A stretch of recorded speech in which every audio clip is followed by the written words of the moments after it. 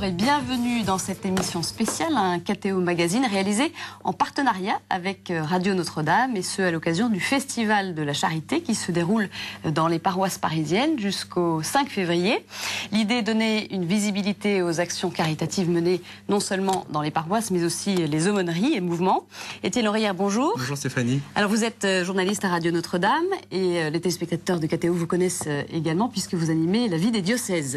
Oui, effectivement, et c'est une joie pour moi que de réaliser cette émission spéciale, rendre la visibilité à la charité, effectivement, c'est l'objectif de ce festival de la charité.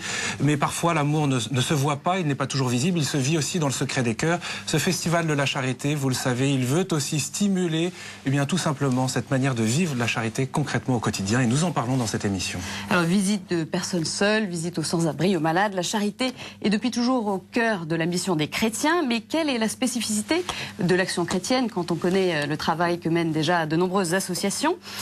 Pourquoi la charité est-elle indissociable de la foi? Comment les chrétiens doivent-ils se mobiliser aujourd'hui? Et c'est ce que nous allons voir ensemble dans cette émission. Et pour cela, nous avons décidé de donner la parole à 4 chrétiens engagés. Alors tout d'abord, Xavier Emmanueli, bonjour. Bonjour. Vous êtes président fondateur du SAMU Social, cofondateur de Médecins Sans Frontières, ancien ministre. Est-ce qu'on pourrait dire en quelque sorte que vous êtes un professionnel de la charité?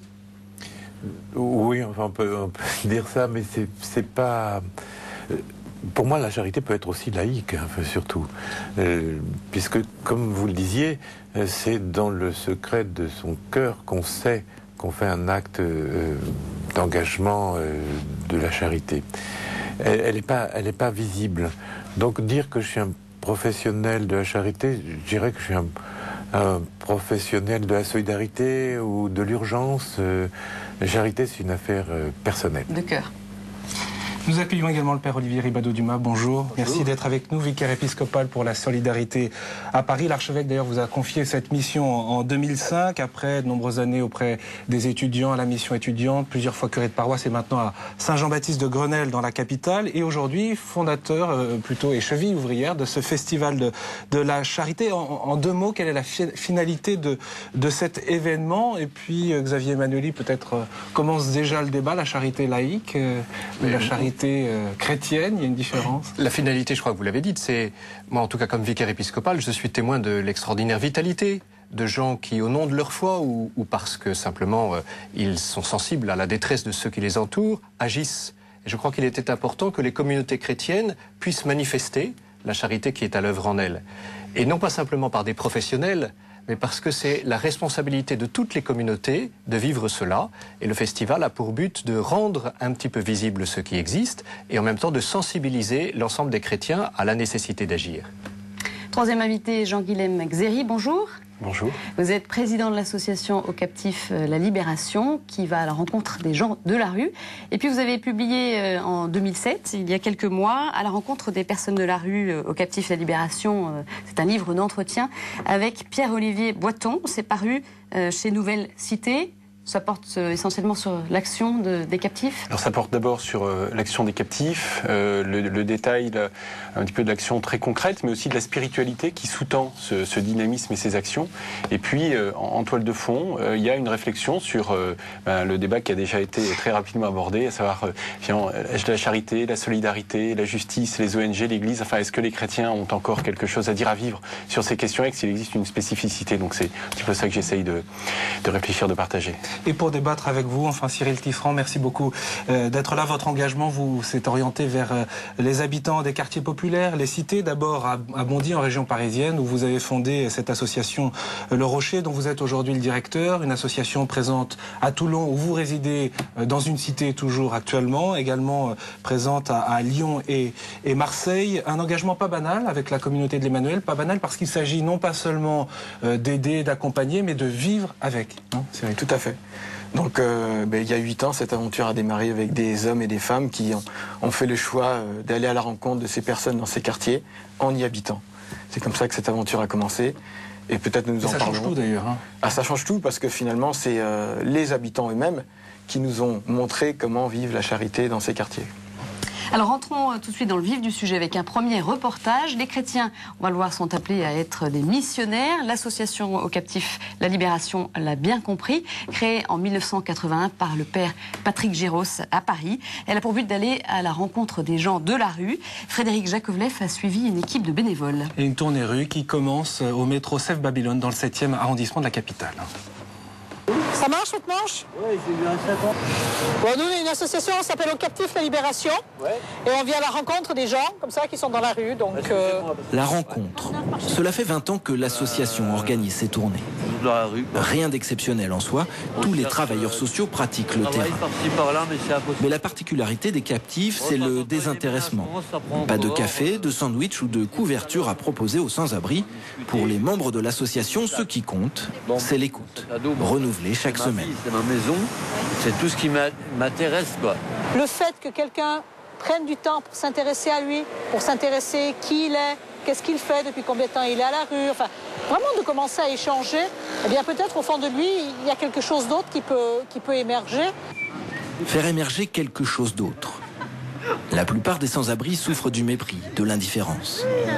Alcoolisés, parfois violents, bruyants ou seuls, ils ne sont plus rien.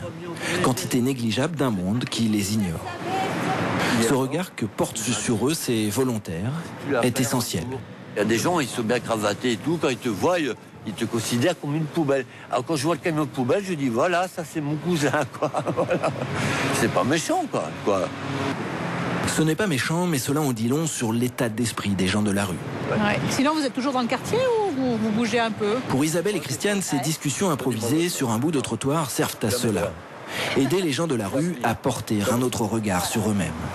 Ils ne sont plus seulement des victimes, des exclus ou des alcooliques, mais des hommes dignes d'écoute. Et après, tu tapes sur le poing. Voilà. Ça, c'est pour dire, ça, c'est amitié de la route, quoi. Eh, c'est beau, amis de la route. Amis de la route. Dans ces permanences, salariés et bénévoles accueillent des sans-domicile. L'objectif, c'est de les rencontrer de manière plus approfondie.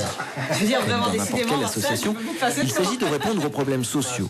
Ici, on traite les soucis de logement, de domiciliation, d'alcool ou de RMI. Mais pour les captifs, l'essentiel du travail n'est pas là. Il y a une phrase, en tout cas moi, qui m'aide beaucoup. Il n'est pas bon que l'homme soit seul. Et je pense qu'une personne qui sort de la rue et qui se retrouve enfermée entre quatre murs sans relation, eh bien cette personne aura beaucoup plus de peine à s'en sortir qu'une personne qui d'abord se sent comme membre d'une communauté, membre d'une famille, membre d'une association. Et je pense que c'est cet aspect-là spirituel que peut-être aux captifs, on essaye de développer en faisant des propositions aussi de temps de rencontres, des temps facultatifs, des temps de prière pour ceux et celles qui le désirent, mais c'est vraiment de se dire que l'homme est un être de relation.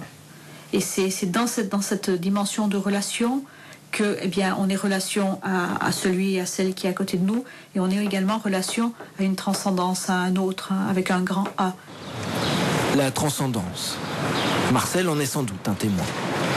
Aujourd'hui, il a son appartement, une adresse dans Paris, une clé bien à lui, des meubles qui lui appartiennent, et surtout, il ne boit plus une goutte d'alcool. À 53 ans, il redémarre doucement une nouvelle vie. Oui, ça a été un retour vers la foi. Ça a été un des moteurs on va appeler ça, de ce retour à la vie. Ah oui, ça a été très important parce que quand je me suis vraiment posé mes questions, j'ai su quand même, dans les moments les plus durs, que le miracle existe. Le miracle est possible. Le miracle est possible. Est-ce à dire que pour sortir de la rue, il faut se convertir? La question reste entière. Un reportage réalisé donc avec l'association aux captifs La Libération. Cela peut surprendre, Xavier Emmanueli, d'entendre à l'instant Marcel dire combien sa foi était un moteur pour s'en sortir, pour renouer avec la vie, la conversion comme l'un des remèdes à l'exclusion. C'est provocateur de le dire, mais si c'était vrai. Je crois que dans l'exclusion et dans la rue, c'est l'endroit au monde qui manque le plus de symboles, de symbolisme. Par exemple, le petit rituel d'approche qui est la politesse, bonjour, monsieur, madame, vouvoiement, c'est un rituel pour apaiser la rencontre et pour lui donner une tonalité. Dans la rue, il n'y a pas besoin de ça, on est tout de suite dans la pulsion. Donc petit à petit, on se réconcilie avec la symbolique, avec le sens. Et ce qui est important pour les équipes, mais ce que je leur dis, et ce que ma réflexion m'a amené à formuler... Au SAMU social ? Au SAMU social, dans ma vie, et j'essayais de le dire, je dis, vous allez rencontrer des gens qui sont de même rang et de même statut que vous. C'est difficile, parce que on a le statut social. Quand on voit quelqu'un de ruiné, le visage creusé, complètement alcoolisé ou avec l'esprit qui bat la campagne et très mal habillé de haillons, de dire il est du même rang et de même statut. Il faut faire un effort pour remettre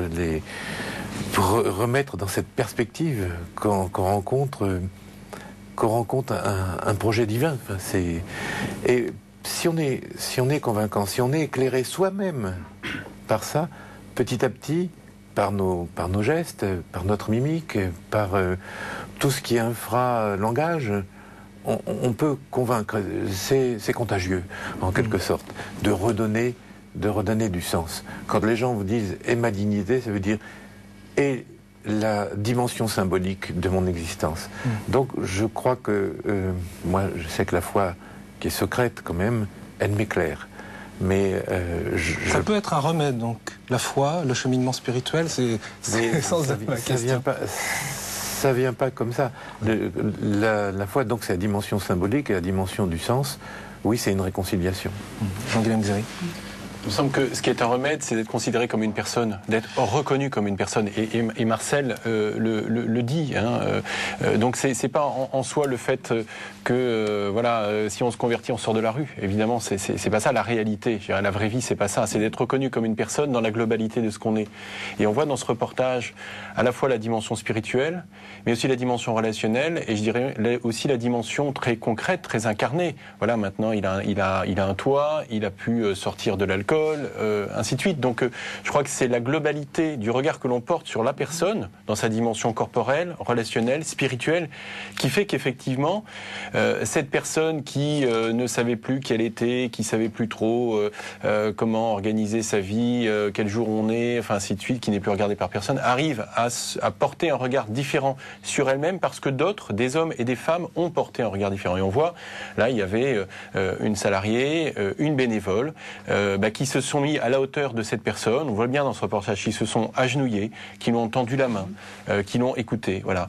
Et à force de temps, ça demande beaucoup de temps, effectivement, c'est tout ce travail où la personne se reconnaît de nouveau comme véritablement une personne, avec donc toutes les potentialités que cela implique. Et Xavier Emmanuelli, vous auriez ce même travail d'approche de la personne, se mettre à son niveau, lui parler. Finalement, c'est un peu la même chose alors. Ouais, attendez, ça fait partie des procédures d'approche. C'est-à-dire que, par exemple, l'école de Chicago, la microsociologie, nous apprend les distances, la distance intime, la distance privée, la distance sociale, la distance publique, comment se mettre à hauteur des yeux, qu'est-ce que veut dire le regard. Ça, il faut le savoir, il faut l'apprendre. Ça s'apprend empiriquement, mais enfin... Il faut être professionnel pour ça ? Je crois qu'il faut le savoir. Il faut le savoir, le deviner peut-être, mais en tout cas, quelqu'un peut le transmettre. Et puis après, une fois qu'on a ces procédures en tête, après, la vraie rencontre peut commencer. Mais comme tu dis, ça demande de la patience et du temps. Parce que quelqu'un qui est dans l'émotionnel, dans l'irrationnel, dans l'alcool, il n'a pas un discours logique. Et c'est à vous de capturer la véritable information, il vous la livrera pas comme ça. Donc être à l'écoute, être aux aguets pour recueillir quelle parole, quelle information elle va vous donner, ça demande du temps et de l'espérance. C'est en ça que, pour moi, ça veut dire qu'on attend quelque chose, on attend que le psychisme et le cœur se mettent en route, qui est figé, qui est statique, à cause de la catastrophe de sa vie. On attend, on espère, on guette le petit signe qui montre que quelque chose bouge. Et donc vous êtes dans l'espérance. C'est ça à la fois, j'imagine. Et on sent bien d'ailleurs que les questions existentielles, elles sont peut-être celles qui font le plus souffrir aujourd'hui, par Olivier Ribado-Dumas. Oui, parce que moi je suis très sensible dans ce reportage qu'on a vu sur la question de la relation. À la paroisse est arrivé il y a 2 mois et demi quelqu'un qui est maintenant tous les jours à la porte de l'église, même quand il n'y a pas de messe d'ailleurs, et qui fait la manche. Et je suis frappé que cet homme qui est certainement malade psychiquement, qui est arrivé là parce que, il le dit lui-même, il le fait comprendre, là il peut trouver des gens qui peuvent lui parler. Et que je trouve que la question existentielle pour cet homme, c'est finalement qui je suis, puisque je n'ai pas du tout d'utilité, puisque je ne suis rien aux yeux de quiconque. Et de pouvoir être là et qu'on puisse lui parler, je crois que pour lui c'est assez essentiel et ça lui donne, je crois, un relief particulier. Nous vous proposons maintenant de découvrir un reportage avec les aumôniers de prison de Fleury-Mérogis en Essonne. Ils nous emmènent là où personne ne va, outre le personnel pénitentiaire et les détenus, c'est-à-dire dans les cellules. Là aussi, les chrétiens s'engagent pour manifester l'espérance en prison dans cet univers carcéral qui est très rude. On le sait, c'est un reportage de Cédric Moreau-Maddox. Aumônier et prêtre, Yves Bouillet se rend plusieurs fois par semaine en prison pour écouter, comprendre et réconforter.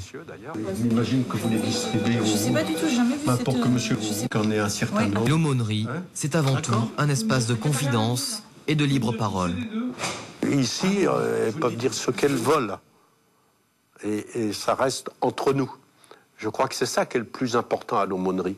Qu'il y ait quelqu'un, un homme ou une femme, qui puisse être là, gratuitement, pour les écouter. Seulement voilà, ils ne sont que 19 pour l'ensemble de Fleury-Mérogis. Plus de 4200 détenus, hommes et femmes. Un investissement personnel important pour des missions exigeantes. De certains qui animent un groupe biblique ou un groupe de parole un samedi après-midi tous les 15 jours, à des gens comme certains aumôniers titulaires qui sont à plein temps et qui viennent tous les jours sur le site rencontrer les détenus. Justement, Marie-Christine fait partie de l'équipe. Mère et grand-mère, elle se consacre aux détenus qui veulent vivre leur foi, malgré l'incarcération. Elles se rappellent ce qu'elles ont eu dans leur enfance et que de prier peut-être les aiderait. Alors et il y en a qui font une découverte. J'en ai une actuellement qui dit j'ai été baptisée mais c'est tout, je ne connais rien. Mais qui vient et qui commence à se poser des questions et à en poser aux autres.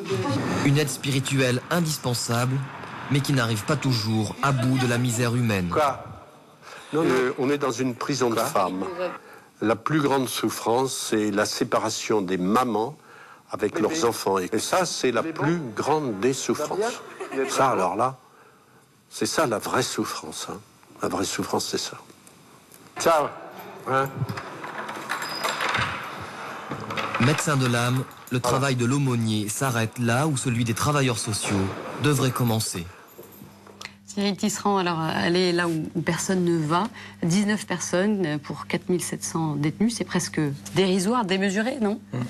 Oui, et c'est vrai que je vois dans ces deux reportages, ce qui me touche en fait, c'est un désir d'une approche globale de l'homme. C'est-à-dire qu'on va à la fois sur le terrain de l'humain, de l'homme, de l'amitié, de la rencontre, et aussi on va sur le terrain de la foi. Alors nous, au Rocher, effectivement, on essaye... Là aussi, vous allez là où personne ne va, hein, dans les cités. Tout à fait. Alors donc on est au cœur de ces quartiers où on peut dire qu'il y a le tiers-monde et le quart-monde. En fait, tous les pays sont représentés. Les gens y arrivent en fait dans ces quartiers avec beaucoup d'espérance d'un avenir meilleur. Quand on quitte son pays pour venir en France et qu'on se retrouve en général en banlieue, c'est qu'on a vraiment un désir d'une vie meilleure, d'une vie nouvelle. Et bien souvent, le constat... est difficile, même si moi je suis très marqué par la vie des communautés, en quoi les communautés se soutiennent, et la vie des familles, en quoi les familles se soutiennent et en quoi elles sont heureuses dans ces quartiers. Mais il y a aussi toutes ces populations du quart-monde, les gens seuls, les gens dépressifs, et ça, je dirais médiatiquement, ils sont aussi un petit peu exclus. Hein. Médiatiquement, dans la banlieue, on parle de la délinquance, on parle aussi de plus en plus de belles choses issues de ces quartiers, faits par les jeunes de ces quartiers. Mais tous ces exclus qui habitent dans ces appartements qu'on ne voit pas, en fait, on n'en parle pas. Et c'est vrai que ça fait partie de notre travail au quotidien dans notre association, c'est d'aller voir aussi ces gens, de faire des visites et de les aider sur le plan humain. Donc on est des éducateurs de rue, on est formés, mais bien souvent, on est touché par la soif d'absolu. La charité, c'est l'amour, et la soif d'amour absolu, eh bien, c'est une recherche de Dieu. Jean Guémexéry, qu'est-ce que les chrétiens ont-ils finalement à dire de si précieux parce que souvent l'attitude peut-être de tout un chacun, c'est d'abord, on parle tellement de prévention ou précaution qu'il faut prendre aujourd'hui, c'est plutôt la prudence, c'est plutôt le retrait face au monde des cités, face aux personnes de la rue, que sais-je encore, face aux détenus. Quand on voit aujourd'hui le contenu des lois récidives ou alors des détentions de sûreté, il y a quand même beaucoup de questions qui se posent. Mais qu'est-ce que les chrétiens ont-ils de spécifique à dire là, maintenant ? À dire, je ne sais pas, à vivre, en tout cas, ils ont surtout à vivre eux-mêmes de la charité. Ils ont à vivre la charité, donc témoigner d'un amour qui les dépasse, et ils ont vraiment à le vivre en profondeur, donc en étant eux-mêmes nourris par cet amour. Et ça se fait comment? Parce que tout à l'heure, Xavier Emmanueli disait à juste titre, il y a des règles, il y a des études qui ont été faites, des études professionnelles, des formations professionnelles. On se sent très étranger à ça, on se sent très démuni à ça. Mais c'est pas incompatible, c'est-à-dire qu'on peut être à la fois avec, je dirais, des compétences, un certain savoir-faire qu'on a acquis soit de façon professionnelle, soit parce qu'on a été formé, même si on est bénévole. Et en même temps, on peut être dans une dynamique qui profondément est une dynamique de service de l'amour. Benoît XVI, dans son encyclique, dit bien la charité, elle doit être très incarnée, très concrète, et en même temps, il ne faut pas oublier pour les chrétiens qu'ils sont là pour être le signe d'un amour qui les dépasse. Père Ribado-Dumas, c'est vraiment intrinsèque à la mission des chrétiens, cette charité? Elle n'est pas du tout facultative. C'est-à-dire qu'elle est obligatoire. C'est-à-dire qu'elle est au cœur de la foi. C'est-à-dire que celui qui croit, il ne peut pas dire qu'il aime Dieu sans aimer son frère. C'est-à-dire que le chrétien, il doit agir, il est obligé. Et pour reprendre votre question, je crois qu'une des missions du chrétien, c'est d'oser. Parce que le Christ ne nous invite pas à vivre des chemins confortables, il nous invite sans cesse à nous risquer. Et donc je crois qu'il faut que nous risquions aller sur des terrains justement là où personne ne va pas. Il y en a beaucoup aujourd'hui. Et donc comment est-ce que nous allons oser? Alors avec une compétence, mais aussi avec cette attention du cœur à laquelle nous sommes tous invités. La compétence, c'est quoi pour vous alors? La compétence, c'est parce que, effectivement, lorsqu'on va au contact de personnes, par exemple, qui sont déséquilibrées psychiques, qui est aujourd'hui une des formes de pauvreté qui, je trouve, est de plus en plus frappante, on ne peut pas aller n'importe comment. Et il faut savoir les réactions des gens, ne serait-ce que parce que nous n'avons pas à faire n'importe quoi et qu'on peut être contre-productif quelque part. Donc les chrétiens doivent être formés pour ces approches-là. De quelle façon?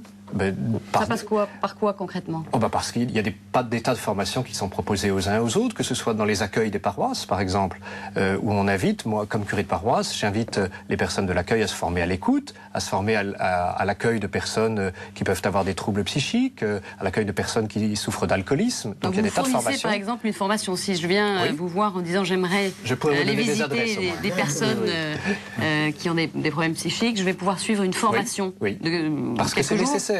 Parce que c'est nécessaire je pense que nous ne pouvons pas aujourd'hui faire n'importe quoi et que, en même temps, cela n'élimine pas la nécessité que nous avons de manifester un accueil, une écoute sans exclusive, et de manifester l'amour que nous avons au fond de nous-mêmes, qui ne vient pas de nous-mêmes et qui vient du Christ. Mais ce n'est pas incompatible. Xavier Emmanueli, peut-être le premier pas, c'est de faire tomber les barrières, parce que c'est vrai que quand on voit ces images de télévision, on se sent très loin, par exemple de cet aumônier de prison qui rentre jusque dans les cellules des détenus pour écouter, pour être disponible, on s'en sent pas capable. Le premier pas, peut-être, c'est faire tomber les peurs. C'est faire tomber les peurs. Il y a des distances opérationnelles. Je veux dire, si on est trop près d'emblée, on va louper la rencontre. Si on est trop loin, on va techniciser la rencontre. Donc, comment trouver le juste milieu? Il faut faire attention. D'ailleurs, il faut regarder les gens dans les yeux. Mais attention, le regard, ça veut dire je ne rentre pas, je ne pénètre pas chez toi par effraction. Je me laisse capter par ton regard. Donc, ces petits trucs-là, ça s'apprend soit formellement, soit par parrainage, par compagnonnage. Ce que je voulais dire, et ça j'en suis absolument convaincu, lorsque je voyais ces très grandes lésions d'un autre temps, lorsque j'étais à Nanterre, là où la police m'amenait les clochards, je me disais, mais comment ça se fait qu'on en arrive là, à cette débâcle du corps? Comment ça se fait dans un pays qui est quand même bien équipé en systèmes médicaux? Eh bien, je me suis dit, c'est parce que les gens ne se voient plus. Ils ne voient plus leur corps. Ils ne se voient plus comme personnalité. Et pourquoi ils ne se voient plus? Ils ne se voient plus parce qu'on ne les regarde plus. Il n'y a qu'à faire l'exemple. Hein, dans le métro, les gens font un petit effort pour éviter d'être tout près. Non pas qu'on craint un acte pulsionnel, des poux, la gale, que sais-je. On craint d'être perçu par les autres dans le même champ visuel que quelqu'un de déchu. Et donc, on existe. Donc, ces gens finissent par être invisibles aux yeux des autres. Et ils le savent. Et ils sont invisibles à leurs propres yeux. C'est quoi? C'est le résultat de la culture de l'image à outrance? Non, c'est la culture du regard. C'est-à-dire, quand on n'est pas regardé, on ne se regarde plus. Et quand on ne se regarde plus, tout peut arriver. Donc, restituer la dimension symbolique de l'homme par le regard et par les gestes, ça. Et je crois que c'est ça la première démarche. Mais il faut savoir le faire. Il ne faut pas être intrusif, pas être trop lointain. C'est difficile. Et je pense que les chrétiens, et l'attitude chrétienne, c'est d'être dans l'espérance, qu'il va se passer quelque chose, qu'il va y avoir une réconciliation avec la communauté humaine. Mais ça demande d'y aller à pas de loup. Il ne suffit pas d'avoir un grand cœur comme ça. Il faut y aller. Comment est-ce que vous percevez justement cette action des chrétiens par rapport à ce que vous menez, notamment au sein du SAMU social? Alors, ce serait quoi la différence, s'il y en avait une? Je vais vous la dire, la différence. Je fais la différence, et j'ai vraiment réfléchi avec mes équipes, la différence entre la fonction et la mission. Dans la fonction, vous êtes dans les procédures et vous répétez, et vous pouvez être des très grands professionnels. Dans la mission, vous donnez de l'être. C'est pas incompatible, c'est pas ou la mission ou la fonction. Je crois qu'il faut se sentir, vous allez être impliqué, vous allez être responsable de ce qui va arriver. Ou autrement, il ne faut pas le commencer. Et si vous êtes impliqué, si vous êtes responsable, vous vous engagez. Le chrétien s'engage. Il a un acte d'engagement. Et c'est pas gratuit. C'est moins le cas pour les associations non confessionnelles. Il y a moins d'engagement. Bien sûr qu'il y a de l'engagement. Seulement, le chrétien, lui, le sait. Et il le sait au nom de quoi il y va. Et donc, c'est peut-être la différence, elle est intérieure. Elle est intérieure, elle est intime. Je sais pourquoi je suis là. Moi, je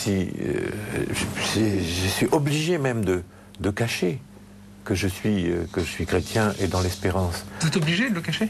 Forcément. Je veux dire que lorsque je suis en train de discuter avec les institutions et les pouvoirs publics, c'est pas au nom de ma foi et de mon engagement. Je parle comme le médecin doit parler, comme l'association doit parler. Et heureusement. Mais autrement, il m'enverrait balader. Non, oui. C'est cette certitude, cette connaissance que j'ai, c'est mon secret. Et c'est ça. Le fait d'être chrétien ne signifie pas forcément que vous seriez incompétent. Mais c'est pas ça que je mets au... On espère. Où est-ce que vous allez m'amener? Oui. Mais non, mais il y a souvent ce doute, cette question qui se pose sur les organismes caritatifs. D'ailleurs, est-ce qu'ils sont vraiment professionnels? Je le répète, il ne suffit pas d'avoir un grand cœur. Il faut avoir aussi la connaissance. Et surtout, le retour ou le cheminement, il n'est pas linéaire. Les gens peuvent... Vous croyez avoir avancé, pouf, vous avez une rechute. Vous croyez avoir fait un contrat pour les gens pour arrêter de boire. Quelque temps après, il rencontre ses copains et ça recommence. C'est décourageant. C'est décourageant. Eh bien, vous avez qu'à vous dire, c'est pas un parcours, on va pas sur un chemin de rose, et c'est pas un parcours linéaire. Les gens ont droit d'avoir des faiblesses, mais je continue. Père, justement, alors, où commence et où finit l'action des chrétiens et où débute celle des associations, alors? Je crois qu'il y a une réelle complémentarité. Et moi, je n'opposerai pas ceux qui agissent au nom de leur foi et ceux qui n'agissent pas au nom de leur foi. Je crois qu'il y a, par exemple, dans la mentalité aujourd'hui, le fait que l'Église, le bâtiment Église, c'est un lieu où les gens peuvent aller lorsqu'ils ont une détresse, lorsqu'ils ont une difficulté, parce que là, ils seront accueillis. Et je pense que c'est comme instinctif chez les gens. Et dans les églises, ils ne vont pas trouver des gens qui sont uniquement des animateurs sociaux et des travailleurs sociaux. Ils trouveront dans les accueils des vieilles dames charmantes, adorables, mais qui n'ont pas forcément une compétence extraordinaire. Mais la responsabilité, me semble-t-il, des chrétiens, c'est parce que les églises forment, notamment dans les grandes villes, un espèce de maillage extraordinaire dans la ville, de pouvoir détecter des pauvretés. Détectant ces pauvretés, de pouvoir inviter les gens à être accueillis, de les accueillir, et après renvoyer des gens vers des associations. C'est-à-dire qu'on agit en complémentarité, mais qu'il y a un travail qui, pour nous, est un travail de veilleur, qui se transforme après en un travail d'accueil, et après de pouvoir renvoyer sur des gens dont la compétence particulière est de pouvoir accompagner dans la durée des personnes. Un maillage, un réseau d'ailleurs dont aucune association ne peut ou ne bénéficie actuellement. Non, le seul réseau qui pourrait exister, c'est celui de l'école, mais qui ne remplit pas les mêmes fonctions. Cyril Tisserand, réaction à l'instant à cette discussion aussi. Je voudrais vous poser cette question sur le changement de mode de vie, puisque Xavier Emmanuel le disait, il faut s'impliquer, il faut accepter de s'impliquer. Et les chrétiens savent au nom de quoi. Mais c'est vrai que ça, il faut complètement bouleverser peut-être sa manière de vivre. Et vous en savez quelque chose, puisque vous résidez en cité, c'est un choix en famille. Vous avez trois garçons, trois enfants. Si vous me permettez, avant de répondre à cette question, j'aimerais réagir aussi à tout ce qui a été dit, que je partage. Et je vois effectivement qu'au long des années, ces chrétiens au grand cœur ont compris qu'il fallait se former et qu'il fallait être aussi de bons professionnels. Mais je voudrais préciser que nous sommes tous ici des pauvres types. C'est aussi ce qui nous a réunis, avec nos périodes de doute, nos incapacités à aimer. Et ce qui fait que nous arrivons à aimer au-delà de nos limites, c'est aussi parce que ici nous sommes chrétiens et que nous avons cette énergie, ce contact avec le Seigneur. Nous, dans l'association, ça fait partie de nos erreurs de travail. On ne peut pas dire que c'est professionnel, mais ça en fait partie. Nous commençons nos journées par l'adoration. Et nous avons la chance d'avoir l'Eucharistie chaque jour. Et pour moi, je sais que c'est vraiment porteur pour aller aimer l'autre en tant que pauvre type. Et s'impliquer, je reviens sur cette question, accepter de changer de mode de vie, parce que souvent c'est un peu la question. On a plein de bonnes volontés, on veut s'engager, on veut aimer les autres, bien, mais après il y a un moment où quand on s'engage, on finit par devoir changer, quoi. Oui, tout à fait. C'est sûr que... confort, en quelque sorte. Oui, alors il y a ce risque, il y a oser, là, le livre c'est la rencontre, oser la rencontre, oser la mission, parce que l'Église nous le demande, alors on dit allez, on y va.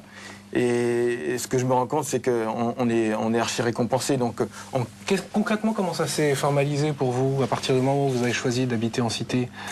Concrètement, je suis arrivé en cité donc, avec un autre garçon. On s'est installé dans une barre HLM.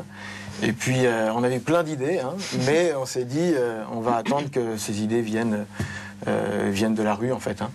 Et donc, on commençait par prier, Seigneur, montre-nous ce que tu veux qu'on fasse ici. Et puis, les premières rencontres, ça a été avec un groupe de dealers, à peu près 35 ans, donc des dealers qui tiennent bien le quartier, des anciens. Et quand ils nous ont vus, ils nous ont dit, mais vous n'êtes pas du quartier, ça se voit tout de suite, vous êtes des flics, donc des schmitts, ils disent en région parisienne. Alors, on dit, non, on se présente, qui nous sommes? Nous sommes chrétiens, on travaille avec la paroisse, et de métier, je suis éducateur de rue. Et les jeunes ne croyaient pas trop, les flics nous ont déjà fait le coup, ils sont installés en cité, et puis ils nous observaient, un jour ils nous ont tous embarqués. Alors on s'en sortait pas, et je me suis souvenu d'une bonne homélie sur l'humour du Christ, et je me suis dit, faut que je m'en sorte avec un petit peu d'humour, et au gars on leur a dit, mais vous avez raison, on est des flics, alors maintenant les mains en l'air, et vous retournez, et on a souri, on s'est marré. Et les gars se sont marrés avec nous, ils se sont dit, là, c'est pas des flics, quoi. Et à partir de ce moment-là, ils nous ont dit, occupez-vous des petits. Voilà. Donc c'est eux qui nous ont invités à aller à la rencontre des petits, même si après, par la suite, on n'a pas seulement limité nos actions aux enfants, mais ce qui était beau, c'était qu'en une rencontre, c'était ces jeunes-là qui nous disaient, nous, vous voyez, voilà où on en est, occupez-vous des petits. C'est aussi, du coup, la vie en cité pour vous, oui. Et du coup, le fait de vivre là, c'est vrai qu'avec les inconvénients dont on n'aime pas parler en général, mais il faut quand même peut-être aussi le dire pour montrer que ça engage. C'est sûr qu'il y a des inconvénients. C'est pas évident quand même. Il y a des inconvénients, mais il y a d'énormes avantages. Les inconvénients, c'est quand même une grande promiscuité. C'est un village, c'est un vrai village avec les mêmes inconvénients que les villages corses, où tout le monde se connaît. Avec vos enfants, c'est pas facile, non? Ils sont pour nous, alors je vais vous dire sincèrement, à ce jour, nos enfants sont jeunes, 1, 3 et 5 ans. Je pense qu'on leur donne un gros cadeau. Un gros cadeau, c'est-à-dire qu'on leur fait connaître la France d'aujourd'hui, la France de demain. Et vous allez continuer combien d'années? Parce que quand ils seront plus grands, on n'est pas limité. Pas limité. Non, il n'y a pas de limite. Je dirais comme chaque parent dans n'importe quel quartier doit être vigilant à l'éducation de ses enfants. Mais je voudrais quand même préciser que ce qui nous porte, si vous voulez, c'est que quand on a le monde entier dans ces quartiers comme ça, on se dit qu'on est vraiment acteurs de la civilisation de l'amour et que les gens qui habitent ce quartier, sans le savoir, sont acteurs de la civilisation de l'amour dans un contexte aujourd'hui de mondialisation où les gens retournent chez eux tous les ans, tous les 2 ans et où toutes ces nationalités vivent ensemble. Donc ça, pour nos enfants, c'est un cadeau. J'ai en tête la réaction d'un curé de paroisse qui habite à Trappes, qui est bien connu aussi, médiatiquement parlant, autour de cette actualité difficile des cités, même si la vie n'y est pas toujours que difficile. Il disait, je ne peux pas demander à des familles de s'installer là-bas, et notamment lié à l'éducation des enfants, à l'école. C'est vrai qu'on n'en parle pas, mais enfin bon, il faut bien un jour en parler aussi. Pour vous, comment ça se passe? Vous comprenez? Je pense qu'il faut vraiment qu'il n'hésite pas, hein, parce que les gens sont vraiment, enfin, on a des amitiés, de véritables amitiés avec les gens de ces quartiers. Les 3/4 des familles qui sont nos voisins ont envie de bien éduquer leurs enfants, ont envie d'avoir une vie joyeuse, heureuse, et beaucoup y mettent de la bonne volonté, quoi. Donc, avoir des amitiés et être heureux dans ces quartiers. Nous, aujourd'hui, hein, je vais vous dire sincèrement, on s'est mariés il y a 7 ans. Et donc on est tout de suite allé en cité HLM. Donc j'ai amené ma femme en robe blanche dans le quartier. Eh bien, on n'a pas envie de changer. Hein. On n'a pas envie de changer de lieu. On n'a pas envie de changer de lieu. Oui. Mais je crois que l'engagement de Cyril et de sa famille, il est fantastique. Mais tout le monde n'est pas appelé à ça quand même. Mais ça ne veut pas dire, comme vous le disiez tout à l'heure, qu'il ne faut pas essayer de changer de mode de vie. C'est-à-dire que on ne peut pas être chrétien, me semble-t-il, et essayer de vivre de la charité et avoir une attention à un pauvre sans qu'on en soit comme bouleversé, marqué. Mais c'est des choses simples, quoi. Par exemple, on parle beaucoup de la question des sans-papiers. Mais qui, aujourd'hui, a pu rencontrer des sans-papiers? Quand on rencontre des personnes qui vivent une réalité, on en est changé, je crois. Dans ma fonction, j'ai aussi la mission d'aller à la maison d'arrêt de la santé. Rencontrer des détenus, c'est une chose qui pour moi me bouleverse. Et donc je crois que changer de mode de vie, c'est aussi accepter d'être soi-même vulnérable, pas forcément en vivant une vie comme celle de Cyril, parce que tout le monde ne peut pas le faire. Mais je crois que tout le monde peut, dans son quartier, regarder ceux qui sont les plus pauvres et être attentif à cela. Mais on n'a pas souvent entendu ce discours. Enfin, je ne sais pas si on va dans sa paroisse, on n'est pas forcément interpellé en permanence là-dessus. Donc, est-ce que vous pensez que l'Église, elle n'a pas un peu à parler plus fort là-dessus? Je pense justement qu'un des objectifs du Festival de la Charité, c'est bien de redire qu'on ne peut pas se défausser sur des gens dont c'est l'activité principale que de vivre cela, mais que c'est à chacun qu'il appartient de le faire. Alors, après les cités, direction Lourdes, à présent, avec le départ d'un groupe de pèlerins et le témoignage d'un jeune brancardier hospitalier de Lourdes. Oui, le témoignage, c'est celui de Yves qui nous rappelle que la charité, elle peut prendre différents visages, comme par exemple la participation à ces grands temps d'église, ces hospitaliers qui épaulent médecins, infirmières et qui permettent aux malades, aux personnes âgées, aux personnes handicapées de vivre leur pèlerinage dans les meilleures conditions. Regarde.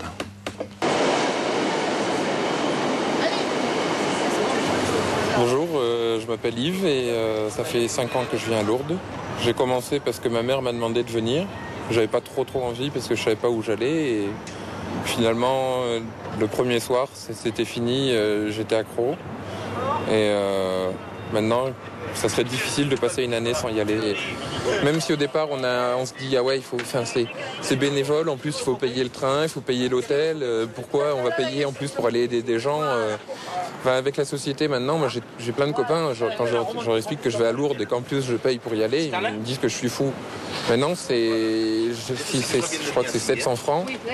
Ces 700 francs, c'est un investissement minime par rapport à tout ce que ça apporte, parce que les malades, ils viennent, ils nous apportent beaucoup de choses. Ils ont toujours le sourire alors qu'ils sont vraiment complètement... Il y en a certains, ils sont tétraplégiques, ils arrivent à peine à parler, ils arrivent encore à sourire. Il y a une année, il y a une jeune de 26 ans qui avait eu un accident 3 mois avant, elle était tétraplégique. Sans aucun espoir de revenir, 0% de chance de rémission. Et elle arrivait à plaindre la personne de 80 ans à côté qui avait un peu mal au dos. C'est magnifique, quoi. C'est quelque chose que moi j'ai jamais vu ça ailleurs. Disons que quand on revient de Lourdes, on n'a plus envie de se plaindre.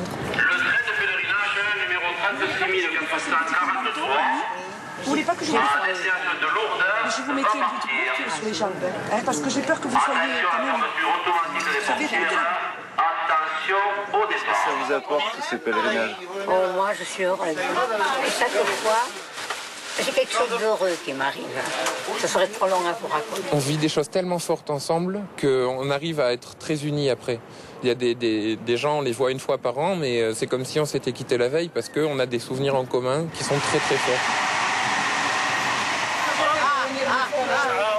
Ça y est,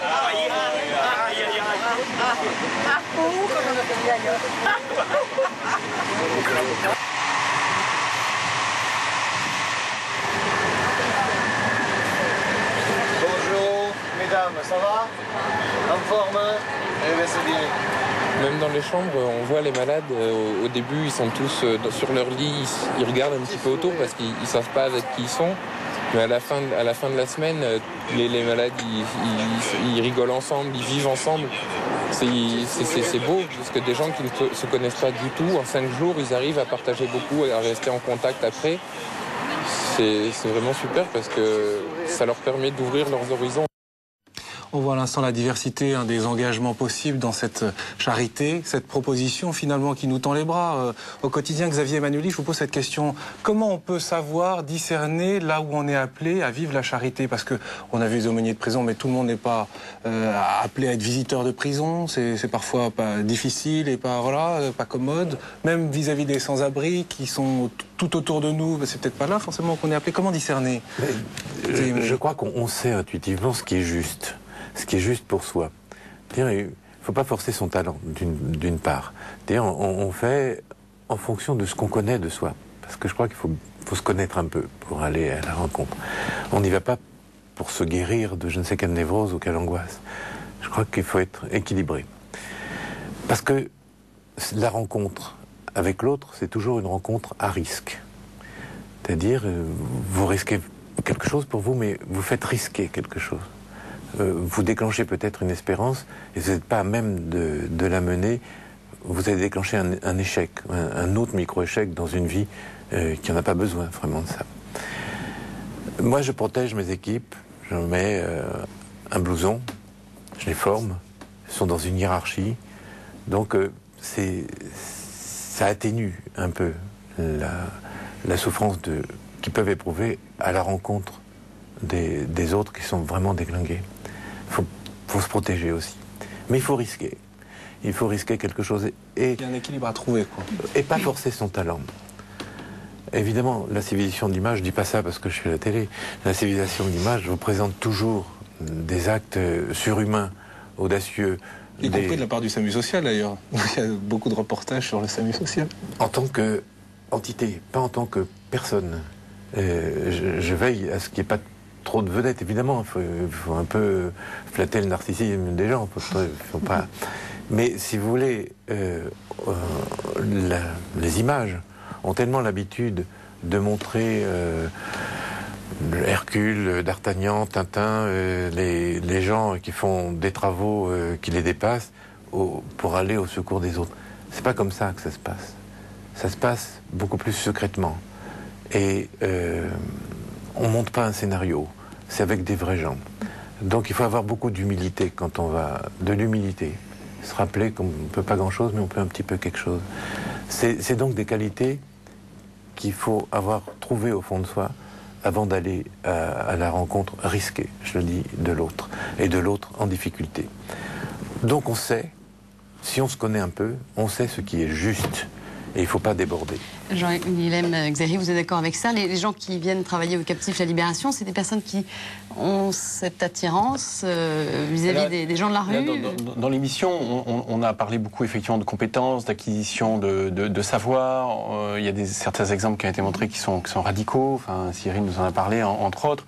Alors oui, mais en même temps, je crois que la charité, c'est aussi quelque chose qui doit être simple et qui n'est pas réservé, entre guillemets, à une petite élite sociale, spirituelle, enfin à des gens plus engagés que les autres, heureusement qu'ils sont là. Il faut aller aussi dans des domaines qui nous intéressent. Il faut le sentir, on n'est pas tous appelés à être des héros, c'est pas la question. La charité, c'est pas l'héroïsme, la charité, c'est de l'amour, et l'amour, c'est quelque chose, au bout du compte, qui doit être simple. Et de l'humilité. Et bien sûr, ça va ensemble, parce qu'on se décrète pas, justement. À la limite, le héros, il se décrète, quoi.